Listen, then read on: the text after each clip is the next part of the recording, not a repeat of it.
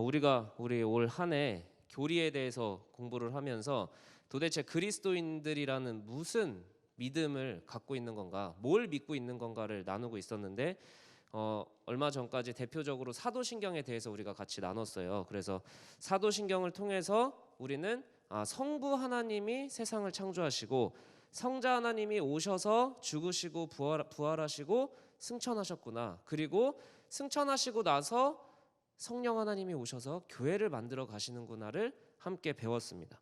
그리고 그 내용을 믿는 사람들이 바로 그리스도인이구나를 배웠는데, 좋아요. 그리스도인들이 이런 믿음을 갖고 있는 거구나, 이런 믿음의 내용을 믿는 거구나 아는데, 더 중요한 질문이 남아 있습니다. 무슨 질문이 남아 있냐면, 내가 그 내용을 왜 알아야 돼?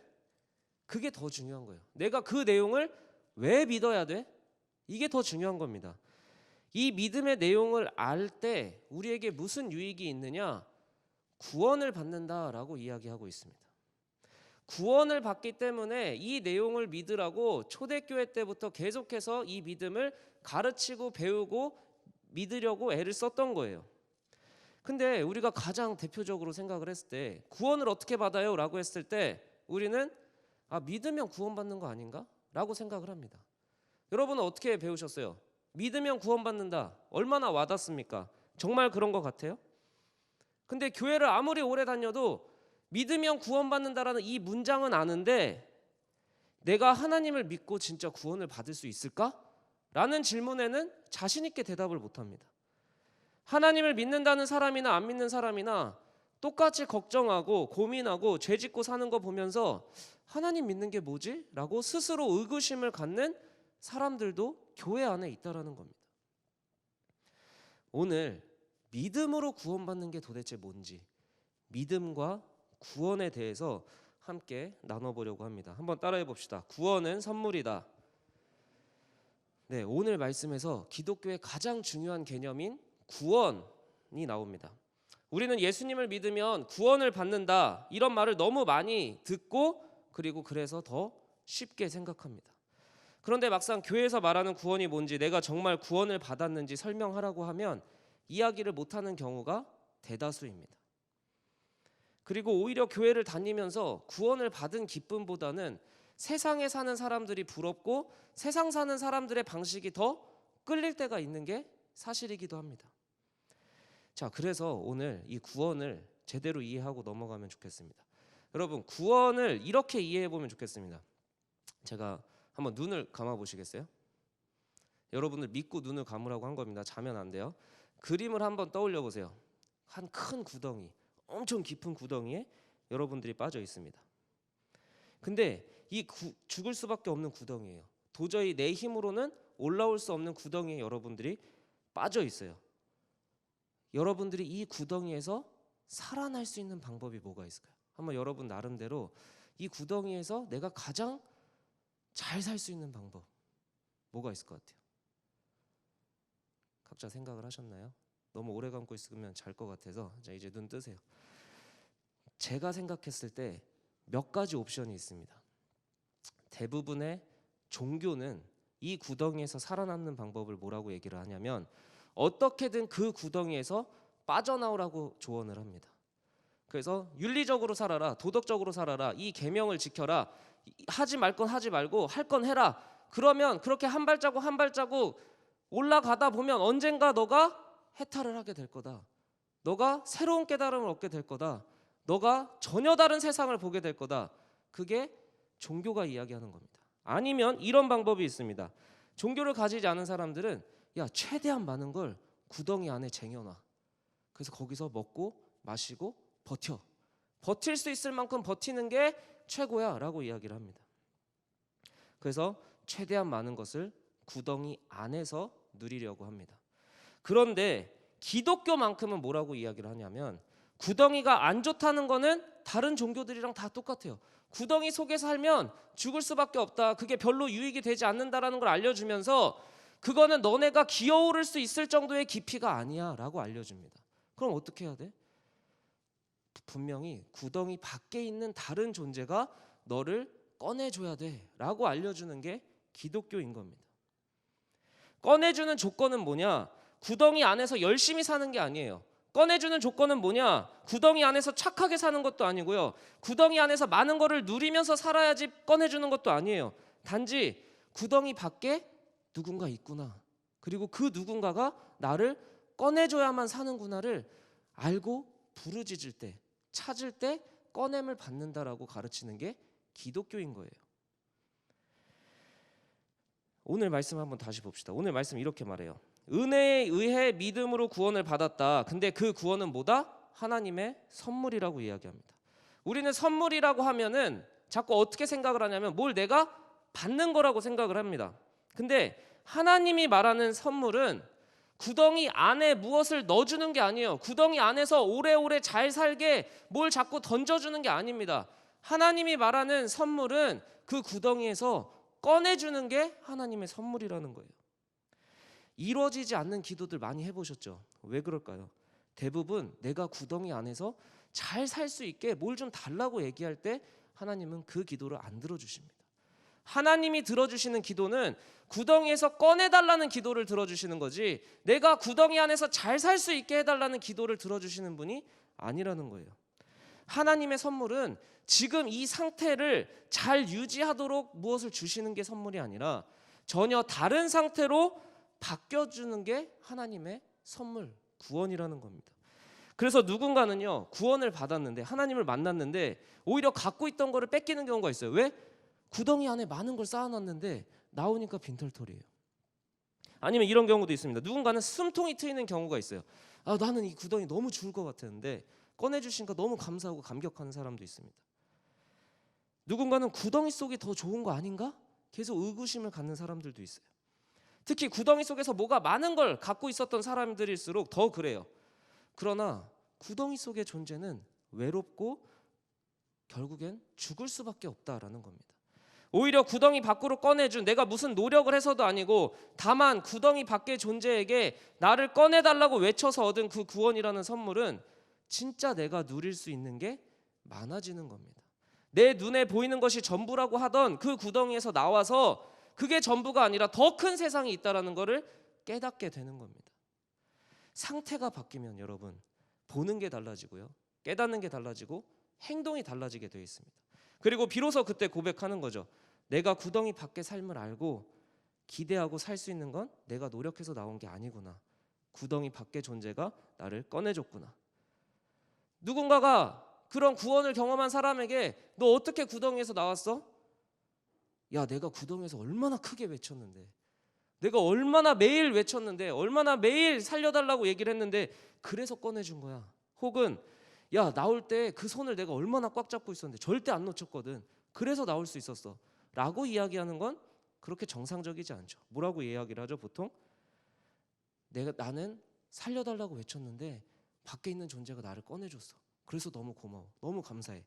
이게 내가 한 거보다 끝까지 내 손을 잡고 꺼내준 그 존재에게 무한한 감사를 할 수밖에 없다라고 이야기하는 게 성경이 말하는 구원의 바른 반응입니다.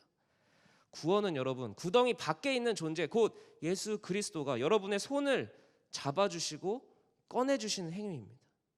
여러분의 손에 힘이 빠져도 하나님이 그 손을 놓치지 않았기 때문에 구덩이에서 나올 수 있다는 걸 믿는 게 기독교에서 말하는 구원입니다. 나는 힘이 빠지기도 하고 그 손을 놓칠 수도 있고 포기하고 싶을 때도 내 손을 놓치지 않기 때문에 나는 구덩이로 다시 떨어지지 않는다는 걸 믿는 것, 그래서 하나님의 손이 감사한 것, 그래서 나는 내 스스로 구원을 받을 수 없다는 걸 인정하는 것, 그게 기독교가 말하는 구원입니다. 문제는 구원이 선물인 걸 알았는데 그게 믿음으로 이루어진다는 건 도대체 뭘까? 이게 진짜 우리 삶에 이루어져야 되지 않겠습니까? 믿음으로 구원을 받는다고 할 때 그 믿음에 대해서도 수많은 생각과 오해가 있습니다. 그래서 계속해서 헷갈리는 거예요. 한번 따라해 봅시다. 믿음도 선물이다. 여러분에게 하나님 믿어요? 예수님 믿어요? 라고 하면 네라고 하든 아니라고 하든 대부분 믿음을 의지적인 확신으로 이야기할 때가 많습니다. 여기서 의지적인 확신이 뭐냐? 내가 다른 거 믿을 수 있는데 하나님 믿기로 내가 결정했다라는 거예요. 뭔가 다른 것보다 하나님이라는 존재를 믿는 게 더 내 삶의 유익인 것 같아. 이 구덩이가 전부가 아닌 것 같은데 세상에 이 구덩이 밖으로 나가는 게 더 맞는 것 같은데, 그러니까 나가야 되겠어. 그러니까 나는 이 나를 구하려고 내민 이 손을 잡아야 되겠어 라고 생각하는 것, 내가 믿는 거죠. 그러다 보니까 어떻게 생각을 하느냐, 다른 것보다 하나님 존재를 믿는 게 내 삶에 더 유익이야 라고 내가 판단하고 내가 결정을 하는 거예요. 그래서 믿기 시작해서 교회도 나와요. 내 시간을 내서 봉헌도 해요. 내 돈을 희생해서. 다른 데 쓸 돈을 안 쓰고 봉헌을 하는 겁니다. 다른 데 쓸 수 있는 시간을 안 쓰고 교회 오고 예배하고 기도를 하는 거예요. 근데 그렇게 살아도 막상 내 삶이 하나님께 구원받았다는 느낌이 희미해지거나 하나님을 믿는 게 그렇게 기쁘지 않을 때가 너무 많다라는 거죠. 심지어는 내가 믿는 건가 안 믿는 건가 싶을 때도 있다라는 거예요. 구원을 이루는 믿음에 대해서 알기 위해서는 믿음의 조상이라고 하는, 도대체 그 사람이 어떤 삶을 살았길래 믿음의 조상이 되었나, 믿음을 한번 그 믿음의 조상을 통해서 알아보자는 겁니다. 그 믿음의 조상이 누구냐? 한 번쯤 들어봤을 거예요. 아브라함이라는 사람이 있었습니다. 근데 여러분, 이 아브라함이 그냥 이방 땅에서 우상 조각하는 아빠 밑에서 잘 살고 있었어요. 근데 하나님이 갑자기 나타나십니다. 그리고 이런 명령을 내리세요. 네 아비와 친척과 고향을 떠나서 내가 말하는 땅으로 가라. 여러분, 이게 그냥 땅을 떠나라는 정도가 오늘 그냥 여행 가는 수준이 아니에요. 당시에는 치안이 없었기 때문에 자기가 살던 성 밖으로 나온다는 건 도적대들한테 침탈을 당하거나 죽임을 당할 수 있다는 뜻이에요. 그런데도 아브라함은 버리고 떠납니다. 왜? 하나님이 떠나라고만 얘기하지 않고 되게 구미가 당기는 약속을 해주시거든요. 한번 들어보세요. 하나님이 뭐라고 약속을 해주시냐면, 너로 큰 민족을 이루어 주겠다. 그리고 복을 주어서 너 이름도 창대하게 해주겠다. 너를 축복하면 내가 복을 주고 누군가 너를 저주하면 내가 저주해 줄게. 엄청난 어드밴티지 아니에요? 여러분들이 세계적인 명성을 갖게 될 거고, 여러분들이 엄청난 회사를 차리게 될 거고, 여러분들이 누군가 여러분들을 공격하면 그 사람이 다 심판받고, 여러분들 칭찬하면 다 여러분들 편으로 만들어준다는 약속을 받았어요. 얼마나 기분이 좋아요. 아브라함도 그랬을 거예요. 야, 이 정도면 따라갈 만한데? 야, 이 정도면은 이거 버리는 게 이득인데? 야, 이 정도면은 이 하나님이란 존재를 믿는 게 맞지 하고 따라 나갑니다. 그렇게 아브라함은 여호와의 말씀을 따라 자기 가족을 다 데리고 위험한 여정을 시작해요. 그래서 약속하신 가나안 땅에 도착했는데, 그 가나안 땅에 갑자기 기근이 생깁니다. 그래서 애굽으로 내려가야만 하는 상황이에요. 근데 갑자기 자기 아내한테 신신당부를 하는 거예요. 야, 너가 너무 이쁘니까 애굽에 내려가면 남자들이 나를 죽이고 너를 데리고 갈 것 같거든. 그러니까 너는 내 누이라고 하자. 그래서 실제로 애굽에 갔더니 사람들이 막 사례를 궁으로 끌고 들어가요. 그래서 아브라함이 어떻게 했을까요? 아, 내 아내예요 이렇게 했을까요? 아니요. 바로한테 많은 재물을 받고 자기만 나와요. 양아치죠? 아내를 팔았어요. 많은 재물을 받고 바로한테 주고 나온 거예요. 자기만 살라고. 자, 남편과 아내 사이에 도의적인 게 문제일까요? 이 장면에서 뭐가 문제일까요? 아니면 아내도 살고 아브라함도 살 수 있는 아주 좋은 생존의 지혜였을까요? 이건 믿음의 문제입니다. 아브라함은 하나님이 자기라는 존재를 통해서 대단한 민족을 이룰 거라는 약속을 받은 사람이에요. 근데 이 약속이 성취되려면 가장 중요한 게 뭐죠? 아브라함이 죽으면 안 돼요. 이 약속을 위해서 제일 중요한 건 내가 살아야 되는 거예요. 그러니까 아내를 팔아서라도 내가 살아남아야지 하나님이 이 약속을 이뤄주는 거예요. 그러니까 수단과 방법을 가리지 않고 아내를 팔아 넘기는 겁니다. 약속을 성취하시는 분이 하나님이라는 걸 믿는 게 아니라, 내가 이 약속을 받았으니까 내가 어떻게든 살아남아야 된다라고 이야기를 하고 생각을 하고 행동을 한 거예요. 그리고 사례를 뭐 어떻게 다시 되찾거든요. 근데 또 문제가 생겨요. 무슨 문제냐? 아니, 언약이 내 민족이 생기려면 애라도 하나라도 있어야 되잖아요. 애가 한 명도 안 생기네. 그러니까 마음이 급해져요. 믿음이 흔들려요. 하나님이 또 나타나시거든요. 내가 진짜로 너 큰 민족 이뤄준다니까 라고 이야기하는데 믿음이 흔들려요. 안 믿겨져요. 그래서 사라랑 아브라함이랑 약속을 하고 여종을 들여가지고 아기를 낳습니다. 이게 믿음이 있는 행동일까요? 아니죠. 그러다 보니까 이 믿음 없이 한 행동이 결국 자기한테 다 돌아옵니다. 사라를 무시하고요. 사라랑 하갈이랑 사이가 안 좋아지니까 가정의 분란을 아브라함이 책임져야 됩니다. 믿음 없이 한 행동 때문에 자기 인생이 갑자기 꼬이기 시작하는 거예요. 아브라함이 약속을 안 받아서 문제였을까요? 아브라함이 약속을 안 믿어서? 아니면 하나님이 자기한테 말을 안 해줘서? 하나님을 못 만나서? 뭐가 문제였을까요? 하나님이 약속하신 복을 내가 이루려고 할수록 인생이 꼬인다는 거예요. 문제가 생기는 거죠. 근데 여러분, 그 인생에, 그 믿음에 엄청난 터닝 포인트가 생깁니다. 도저히 임신을 생각할 수 없는 나이에 사레가 드디어 임신을 하고 아들을 낳아요. 그렇게 잘 키워가지고 이삭이라는 아들이 장성해집니다. 신학자들마다 이게 정확한 나이가 없어서 명확하진 않지만 대충 뭐 15세에서 25세 사이로 이렇게 보거든요. 그러니까 다 큰 거죠. 다 컸는데 하나님이 아브라함에게 다시 나타나세요. 그리고 뭐라고 이야기하셨냐면, 야, 네 아들을 번제로 바쳐. 여러분들, 이게 번제로 바친다는 게 어느 정도냐면 우선 목을 따야 돼요. 그리고 피를 다 빼야 됩니다. 이 목을 해서 몸에 있는 피를 다 빼요. 그리고 가죽을 다 일일이 다 벗겨야 돼요. 그 다음에 각을 뜬다고 하는데 이제 머리랑 다리랑 이렇게 부분으로 다 잘라야 되거든요. 그리고 불을 태워서 바치는 게 번제예요. 여러분, 어느 제정신 아빠가 자기 아들을 이렇게 할 수 있겠습니까? 말도 안 되는 요구고, 제가 믿는 하나님이라면 이렇게 폭력적이고 비인간적인 명령을 내리신다고 생각 안 했을 것 같아요. 근데 아브라함이 갑자기 자기 아들을 데리고 진짜 번제물 바치러 산으로 올라갑니다.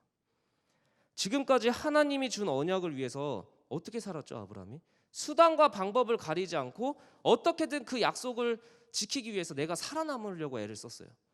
근데 갑자기 진짜 중요한 이 민족을 이룰 수 있는 이 씨앗을 죽이러 가는 거예요. 어떻게 아브라함은 이럴 수 있었을까? 어떻게 이삭을 번제로 바칠 수 있었을까?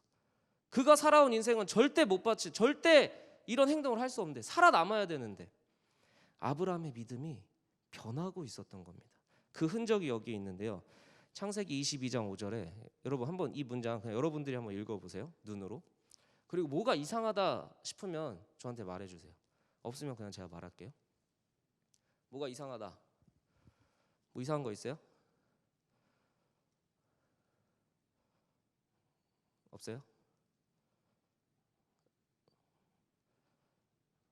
있어요? 없어요? 네, 제가 말하려고 했어요. 그럼 뭐냐면, 아브라함이 종한테 얘기를 해요. 뭐라고 얘기를 하냐면, 여기서 기다리라고 얘기를 한 다음에 내가 아이랑 함께 저기 가서 예배한다고 그래요. 여기서 예배가 뭐죠? 아들을 번제물로 바치는 거예요. 근데 그 다음에 이상하지 않아요? 아들을 번제물로 바치면 뭐라고 얘기를 해야 돼요? 내가라고 얘기해야 돼, 내가. 왜냐면 아들은 바쳤으니까. 근데 뭐라고 얘기해요? 우리가 온다고 얘기를 하는 거예요. 왜 아브라함은 이렇게 얘기를 했을까요? 왜 우리가 내려온다고 얘기를 했을까요? 구약의 말씀을 신약의 관점으로 재해석한 책이 히브리서라고 있는데, 이 히브리서가 아브라함의 행동을 이렇게 해석을 해줍니다. 히브리서 11장 보면, 너의 자손이라고 칭할 자가 이삭이다 라고 알려주셨는데, 이 이삭을 번제물로 바치죠. 왜 바칠 수 있었냐? 아브라함은 이렇게 생각했다라는 거예요. 아브라함은 하나님이 능히 이삭을 죽은 자 가운데서 살리실 줄을 생각하고 바쳤다라는 거예요. 그때서야 아브라함은 믿음이 바뀌기 시작한 거예요. 옛날에는 이 약속 지키기 위해서 내가 살아남아야 돼, 어떻게든 내가 이 약속을 성취해야 돼, 내가 어떻게든 구원을 이뤄내야 돼 라고 평생을 살아왔는데, 이삭을 바치라고 하는 그 말씀에, 그 약속 내가 지킬 수 있는 게 아니야, 내가 할 수 있는 게 아니야, 하나님이 죽은 자에서 살리시든 뭐 어떻게든 하나님이 하실 거야, 그러니까 나는 바칠 거야. 포기하는 게 아니라 하나님이 더 좋은 거를 기약하고 계시고 약속하고 계신다라는 걸, 그 하나님을 진짜 믿기 시작하니까 자기한테 가장 소중한 거, 그 하나님의 약속을 이루기 위해서 반드시 필요한 것까지도 내려놓을 수 있었던 거예요. 그러자 하나님이 뭐라고 얘기하시냐면, 그 뒷부분에 창세기 22장에 뭐라고 얘기하시냐면, 야, 이삭 손대지 마. 이제야 내가 하나님을 경외하는 줄을 알겠다. 이제야 알겠다라고 이야기하십니다. 아브라함이 예상한 것처럼 이삭이 죽고 다시 살아나진 않았어요. 다만 아브라함이 이삭을 죽이기도 전에 하나님이 다른 재물을 준비하고 계셨습니다. 여러분, 믿음으로 구원받는다, 믿음에 대한 오해가 바로 여기에 있습니다. 모든 믿음은요, 의지적 확신에서 시작됩니다. 내가 믿어야지. 그래, 다른 거 믿는 것보다 하나님 믿는 게 맞는 것 같아. 그래서 믿어야지. 맞습니다. 믿음 거기서 시작해요. 근데 내가 믿기로 결정하고 내가 믿는 그게 시작이 될 수 있을지언정 완성이 아니라는 겁니다. 문제는 여전히 내 삶을 해결하려고 하는데 인생이 꼬일 때가 있어요. 나는 분명히 하나님을 믿는데 안 믿어질 때가 있어요. 흔들릴 때가 있어요. 그래서 내가 어떻게든 이거는 세상적인 방식으로 해야 되지 않을까? 이거는 하나님 방법보다는 내 방법대로 해야 되지 않을까? 그때 인생이 꼬이는 거예요. 왜 자꾸 내가 시도했던 것들이 자꾸 안 풀리고 더 꼬일까? 나는 하나님을 믿는다고 교회도 나오고 예배도 드리고 기도도 하는데 나는 세상의 방식이 더 합리적인 것 같아서 이때는 세상적인 방식을 살고 이때는 하나님을 믿는다고 하는데 왜 내 인생은 계속해서 꼬일까? 하나님을 의지적으로 내가 믿고 있기 때문에 그 약속을 내가 해결하려고 하고 그 언약을 내가 성취하려고 하니까 인생이 자꾸 꼬이는 거예요. 아브라함이 하갈처럼. 여러분, 하나님이 인정하시는 믿음은 내가 하나님을 믿기로 내가 결정한 게 하나님이 인정하시는 믿음이 아닙니다. 그 약속을 성취하는 게 내가 아니라 하나님이 성취하신다라는 그 믿음이 하나님이 인정하시는 믿음이라는 거예요. 하나님이 내 삶의 주인임을 인정하는 그 믿음이 구원에 이르는 믿음이라는 거예요. 하나님이 내 삶을 이끌어 가시는 것을 믿는 그 믿음, 도저히 해결할 수 없는 문제 앞에 하나님은 여러분들에게 또 물으십니다. 너 나 진짜 믿어? 도무지 해소가 안 되는 관계의 어려움 속에서 너 원수를 사랑해, 너 용서해 라고 이야기하신 하나님 말씀이 자꾸 내 귀에 맴돌 때 하나님은 여러분들에게 이렇게 물으시는 겁니다. 너 나 믿어? 너무 소중한 것을 포기해야만 하는 순간에 이거 이러면 하나님의 약속이고 뭐고 내 인생이고 뭐고 다 없어지는 상황 앞에서 하나님은 또 이렇게 물으십니다. 너 나 진짜 믿어? 여러분, 구원받는 믿음은요, 한순간에 내가 믿어야지 그 믿음을 이야기하는 게 아닙니다. 그러나 그게 무가치한 것도 아니에요. 거기서 시작되는 겁니다. 그 집을 떠나는 믿음에서 시작되지만 그 믿음이 하나님한테 인정받는 믿음으로 한 번에 완성되는 게 아니라는 거예요. 예수님을 믿기로 결정하고 교회 나오고 기도하고 예배드리고 봉헌도 하지만 변하지 않는 삶에 혹시 지친 청년들이 있습니까? 아브라함도 100살이 훨씬 넘어서야 하나님에 대한 오해가 풀렸고 하나님이 인정하시는 믿음을 갖게 되었습니다. 여러분, 믿음은 여러분들이 결단해서 시작하지만 쉽게 이루어지지 않습니다. 그렇지만 그렇다고 포기할 만큼 가벼운 것도 아닙니다. 포기하지 않았으면 좋겠어요. 반드시 하나님을 믿는 믿음만이 여러분 앞에 전혀 다른 세상을 펼쳐낼 것이고 여러분을 전혀 다른 존재로 만드실 것입니다. 이 시간 우리가 함께 찬양했으면 좋겠습니다. 여러분, 우리는 주님을 볼 수가 없어요. 구덩이 속에 살면서 구덩이가 전부인 것처럼 살 수밖에 없어요. 구덩이에서 나갈 생각을 하기보다는 구덩이에서 더 많은 걸 누리고 싶다고 기도를 하는 게 우리예요. 그리고 다른 구덩이의 모습을 보면서 부러워해요. 그래서 구덩이를 벗어나다가도 손을 놓친 것처럼 아프고 힘들고 포기하고 싶을 때가 있습니다. 구원받는 믿음은 여러분이 선택하는 믿음이 아닙니다. 그러나 구원받는 믿음은 여러분의 그 의지적 확신에서 시작하는 것만큼은 확실합니다. 그러나 여러분, 거기가 끝이 아니에요. 그게 여러분을 구원하는 완성된 믿음이 아니에요. 여러분이 믿기로 결정하는 게 여러분을 구원할 수 없습니다. 그래, 다른 것보다 하나님이 믿을 만하다, 그 믿음이, 그 선택이 여러분을 구원할 수 없다라는 거예요. 구원은 여러분이 선택하는 것도 여러분이 이루어가는 것도 아닙니다. 하나님께 말씀으로 약속받아도 또 흔들리고 기쁨을 잃어버리는 게 우리의 모습입니다. 그렇지만 여러분, 포기하지 마세요.